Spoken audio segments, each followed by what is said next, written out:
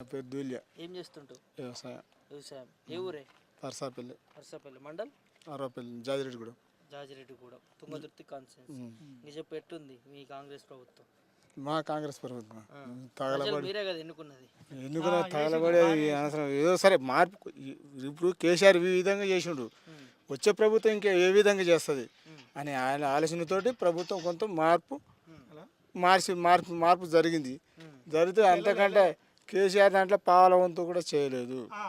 రుణమాఫీ కొంతమంది కాలేదు. ఇప్పుడు ఆయన సంవత్సరానికి 15,000 ఇస్తాడు. 15,000 ఇస్తా అన్న మనిషి ఏం చేసిండు, ఎకరానికి 6,000 ఇస్తుండు. అది కూడా 2 క్రాఫ్లు ఇవ్వాల్సింది 1 క్రాఫ్ ఇచ్చిండు. ఆయన వల్ల మాకు ఒరిగింది ఏమి లేదు, వచ్చిన లాభం ఏమి లేదు. ఇంకింత నష్టమే కానీ లాభం అయితే లేదు. లాభం లేదా? లేదు. అదేదో మంచి గొప్ప చెప్తున్నారు. రుణమాఫీ 21,000 కోట్లు చేసినాం రైతులందరికీ. ఎవరికి చేసిండు? సంబరాలు చేసుకుంటూ ఎవరికి చేసిండు చెప్పరాదు.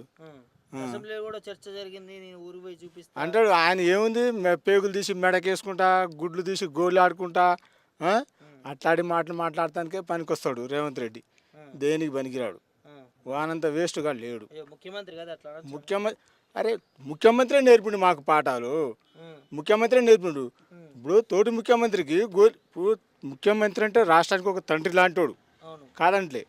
అట్లాంటోడే నీ పేగులు తీసి మెడకేసుకుంటా, నీ గుడ్లు తీసి గోలి ఆట ఆడుకుంటా అని మాట అనొచ్చా? మరి ఆయన నేర్పినాడు కదా మాకు. ఆయన పని విధానం అట్లా చేసి అంటే బాగుంటుంది. పనిలో లేదు, మాటల్లో ఉంది కానీ చేతల్లో లేదు. మరి పాలన వేస్ట్. పాలన వేస్ట్. ప్రజాప్రభుత్వం 6 గ్యారెంటీలు అనుకుంటూ వచ్చింది. 6 గ్యారెంటీ ఆడిచ్చిండండి. ఆడిచ్చిండు. రుణమాఫీ సక్రంగా చేయలేదు. రైతు బంధు సక్రంగా ఇవ్వలేదు. ఆడలకు 2,500 ఇస్తా అన్నాడు, అవి సక్రంగా లేదు. ఏదో మళ్ళీ 12,000 భూములు 12,000 ఇస్తా ఉన్నాడు సంవత్సరానికి, అవి లేవు. మరి ఆయన చేసింది ఏముంది? ఏం లేదు. ఆయన చేసింది ఏం లేదు. ఏం లేదా? ఏం లేదు. తుంగతుర్తి ఎమ్మెల్యే ఎట్లా చేస్తుంది? తుంగతుర్తి ఎమ్మెల్యే ఆయన ఊళ్ళోకి వస్తే అందరు చూస్తారని దిష్టి తగులుతుందని కారు కూడా దిగడండి. కారు దిగకుండా ఒక తండ ఉంది, ఒక 5-6 ఇళ్ళు. ఆడికి పోయి మోరి ఓపెన్ చేసి కారు కూడా దిగలేదు. ప్రతి ఒక్కరు ఏంది ఎమ్మెల్యే గిట్లా ఉంటాడా గట్లా ఉంటాడా? ఎమ్మెల్యే ఊళ్ళంగా పోతుంటే జనాలకు కూడా సంతోషం అనిపిస్తుంది.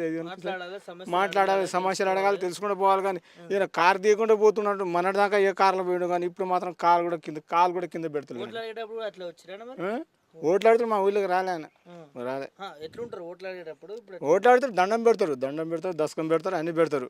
ఇప్పుడు వాళ్ళు అవసరం కదా,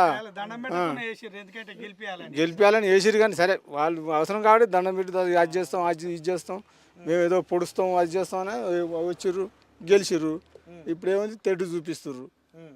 ఏం లేదు. అమలు కాలే. ఏడేనండి వేయండి. రైతు బంధు ఒక సంవత్సరం ఒక క్రాప్ కొట్టిండు.